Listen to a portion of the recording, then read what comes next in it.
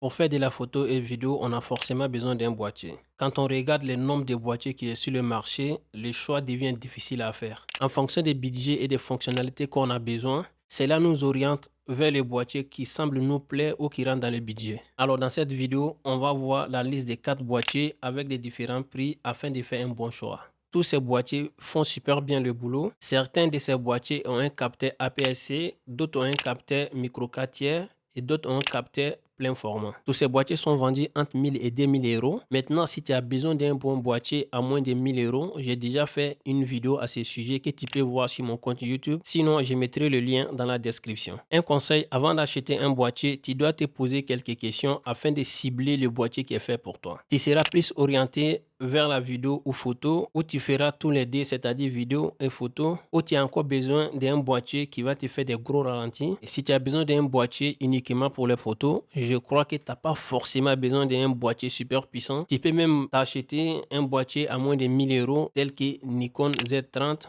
ou les Canon R50 qui font super bien le boulot. Alors un autre truc aussi à savoir avant d'acheter un boîtier, c'est que le boîtier seul ne fera pas le travail, il faudra l'associer obligatoirement à un objectif, ce qui fait évoluer le coût. D'où il est très important de se poser la question de savoir ce que tu vas faire avec un boîtier avant de l'acheter. Maintenant qu'on a dit ça, on va voir les 4 appareils vendus entre 1000 et 2000 euros. Le premier de cette catégorie de boîtiers entre 1000 et 2000 euros, c'est le Fujifilm X-T3. Ce boîtier est toujours d'actualité, c'est un capteur APS-C de 26 millions de pixels, ce qui fait de lui un bon appareil pour la photo et vidéo. Il filme en 4K 25 et 60 images par seconde et en HD 120 images par seconde, avec une très bonne qualité d'image et beaucoup de détails dans les couleurs, ce qui fait qu'en post-production, c'est un régal total. Il a un écran tactile LCD 3 et pliable. Il est vendu à 1200 euros et encore une fois, le prix varie selon le site des revendeurs. Le deuxième, on va enchaîner avec l'un des boîtiers le plus utilisé, surtout en vidéo, GA5.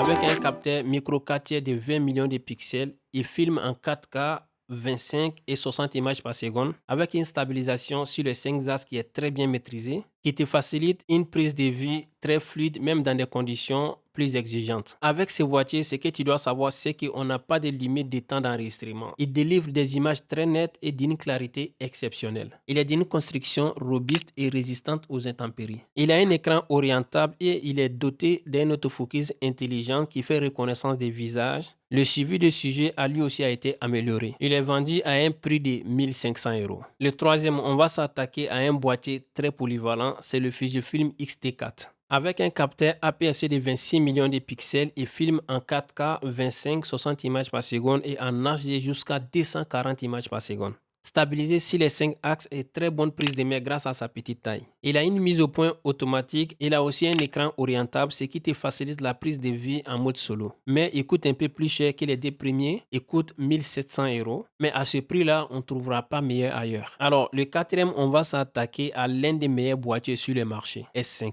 C'est vraiment un boîtier très complet en photo et en vidéo.